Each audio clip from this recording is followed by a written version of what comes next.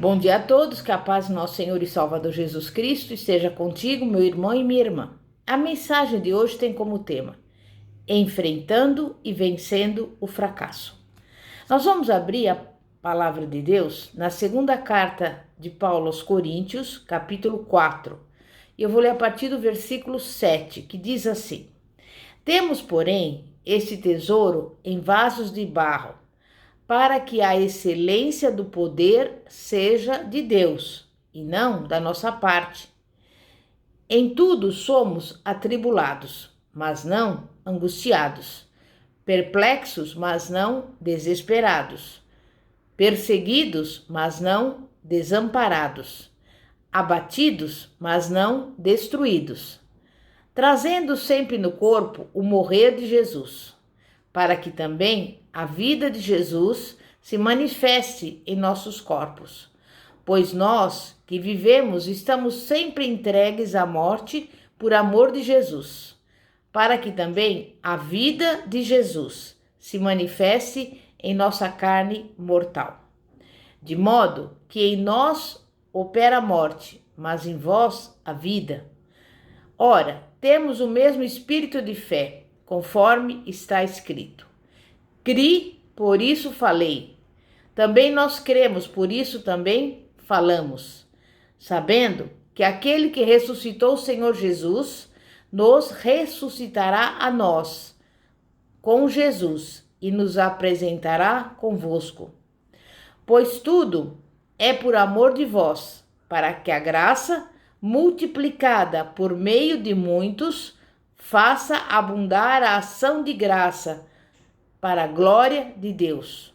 Por isso, não desfalecemos, mas ainda que o nosso homem exterior se esteja consumindo, o interior, contudo, se renova de dia em dia, porque a nossa leve e momentânea tribulação produz para nós cada vez mais abundantemente um eterno peso de glória, não atentando nós nas coisas que se veem, mas sim nas que se não veem, porque as que se veem são temporais, enquanto as que se não veem são eternas.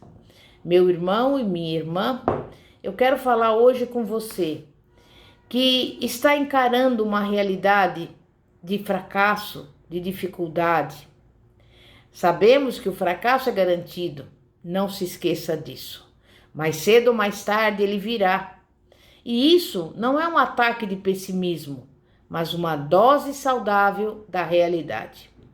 No versículo que nós lemos na carta de Paulo, nós vemos que ele abordou o problema do fracasso, mas ele conseguiu descrevê-lo em termos poéticos. Ele fala de tesouro, mas que tesouro é esse? O Evangelho, é claro. Deus nos deu o maior presente imaginável e o confiou à fragilidade e à falibilidade dos homens. Foram encontrados manuscritos antigos da palavra de Deus dentro de vasos de barro, jarros de barro guardados numa caverna. O vaso se quebrará, até a caverna se desfará, mas a palavra de Deus permanece para sempre. Tudo neste mundo está condenado ao fracasso. Até os mares e as montanhas um dia acabarão. Mas Deus nos confia o seu Espírito e a verdade da sua palavra. Sabe por quê? Porque a luz, a excelência do poder de Deus, brilha ainda mais dentro desses vasos de barro trincados. Por causa da profundidade da depravação dos seres humanos, a luz só pode provir de uma fonte. A luz de Deus brilha forte em nossa escuridão e a força dele se destaca ainda mais diante da nossa fraqueza. E Paulo continua dizendo: de todos os lados somos pressionados, mas não desanimados. Ficamos perplexos, mas não desesperados. Somos perseguidos, mas não abandonados. Abatidos, mas não destruídos. Trazemos em nosso corpo o morrer de Jesus, para que a vida de Jesus também seja revelada em nosso corpo. Veja, somos pressionados por todos os lados, não é mesmo? Ameaçados pelo fracasso. E é isso que significa ser humanos. Como lemos em Tiago, todos tropeçamos de muitas maneiras. Capítulo 3, versículo 2. Deus não fica surpreso com o nosso fracasso. O Salmo 103, versículos 13 e 14, nos dá essa impressionante visão. Está escrito: como um pai tem compaixão de seus filhos, assim o Senhor tem compaixão dos que o temem, pois ele sabe do que somos formados. Lembra-se que somos pó. Deus conhece a nossa estrutura, prevê o nosso fracasso. Nada surpreende a Deus quando tropeçamos. Ele não nos desdenha. A Bíblia nos assegura que ele tem compaixão dos seus filhos. Desce até nós com poder para nos colocar em pé de novo. Jesus também sabia quando seus discípulos deixaram de lhe dar apoio no Getsemane, que o espírito está pronto, mas a carne é fraca. A Bíblia nos diz que não temos um sumo sacerdote que não possa se compadecer das nossas fraquezas. Ele entende. Ele sabe como funciona esse mundo e como as pessoas caem, vez por outra.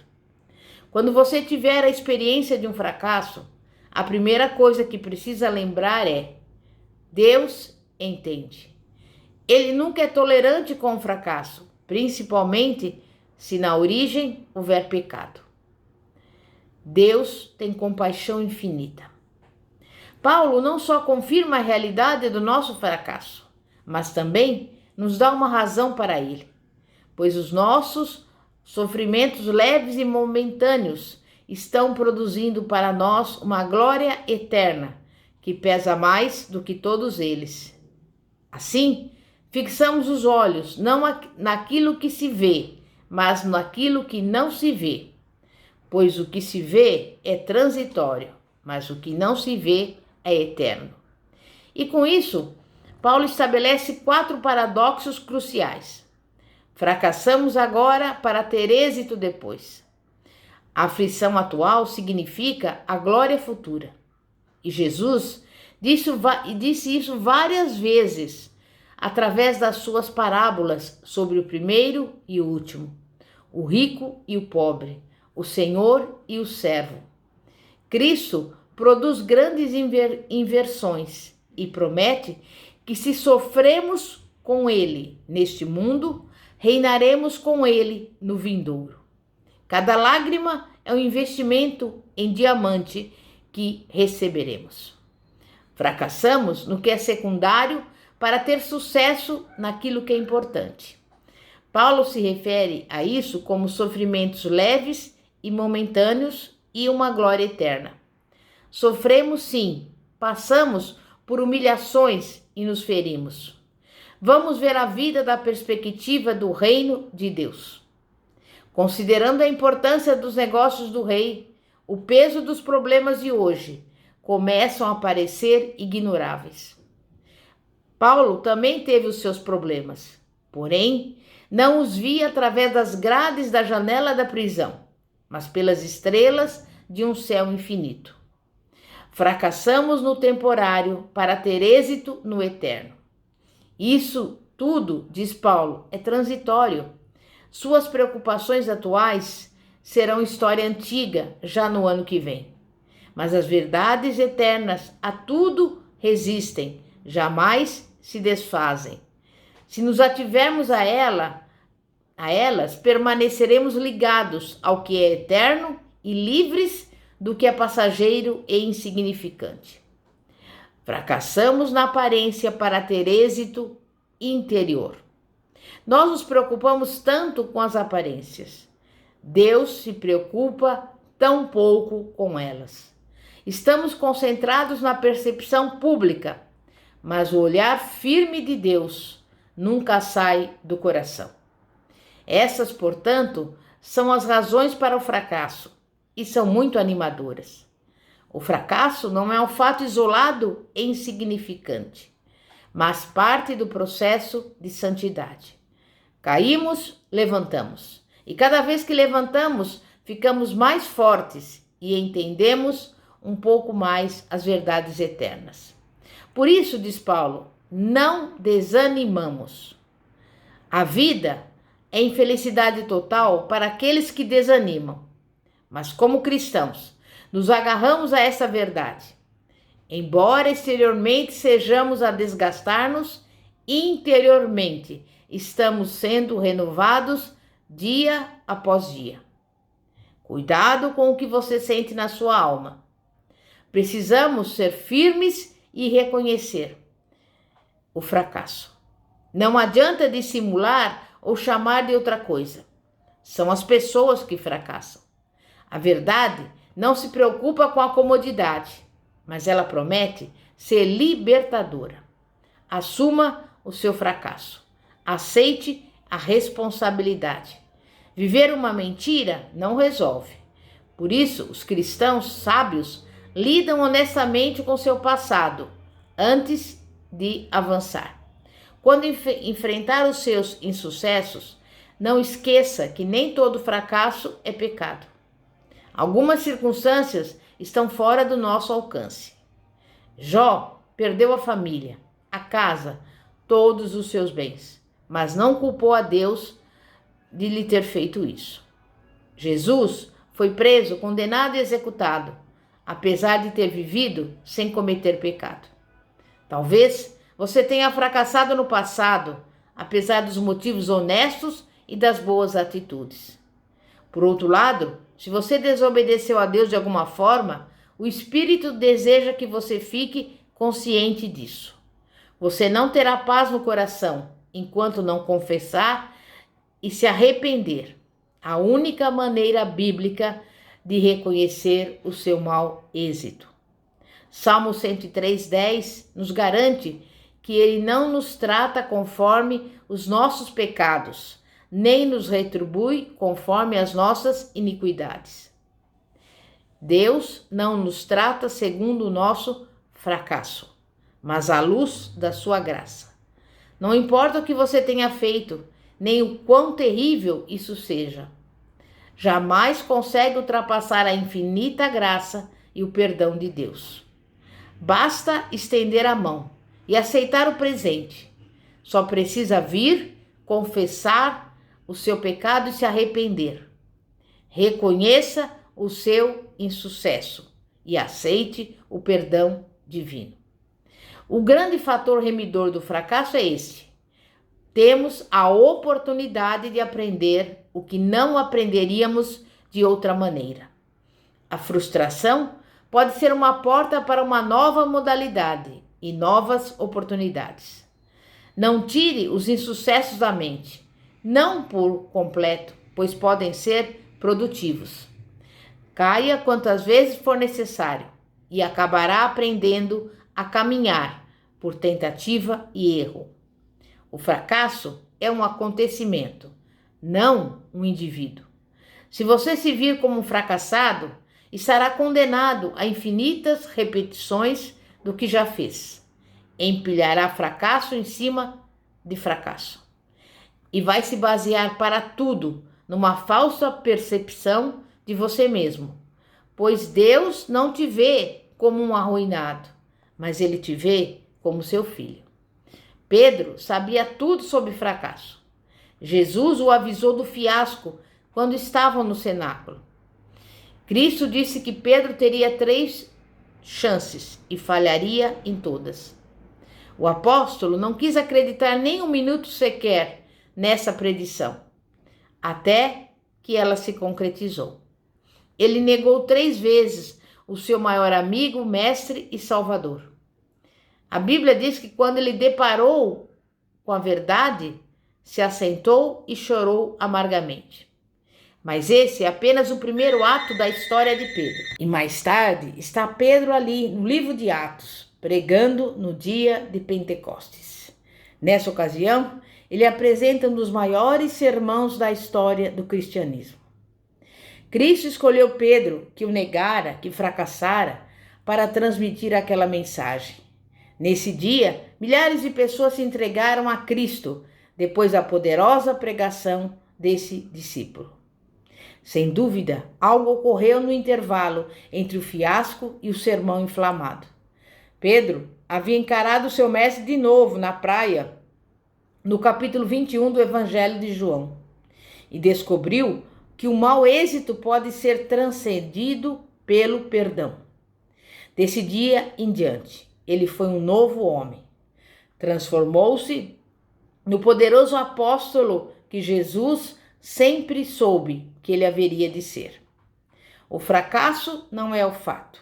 É um fato da vida, mas não um modo de vida. Levante-se do fracasso e recomece.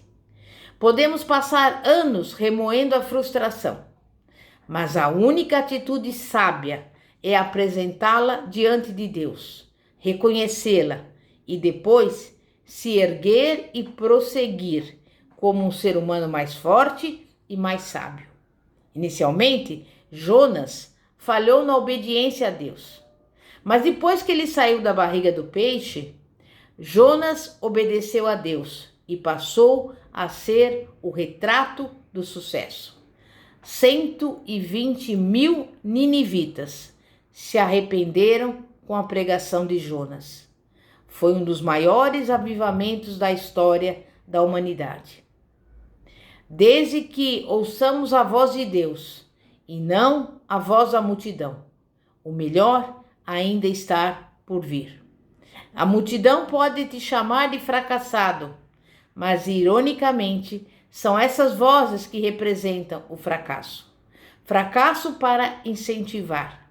Fracasso para entender o simples princípio de quanto mais se procura sabedoria, mais se alcança sucesso.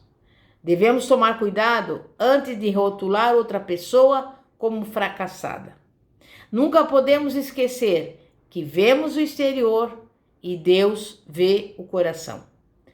Quando você lembra que o Senhor Jesus foi levado à cruz do Calvário, poderia pensar que ele foi um fracassado, a julgar pelas aparências. Mas, contudo, naquele dia, a morte foi destruída e o Senhor Jesus está assentado em seu trono celestial. Assim, os vencedores não são os que nunca tropeçam, são os que conseguem se levantar todas as vezes que caem. E depois, tendo superado o fracasso, correm com as forças renovadas.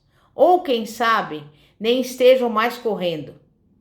Isaías diria que eles voam com asas como águias e planam acima do redemoinho e da confusão. Amém? E que você também se levante e se reerga dessa situação, sabendo que o Senhor não nos deixará, jamais nos desamparará.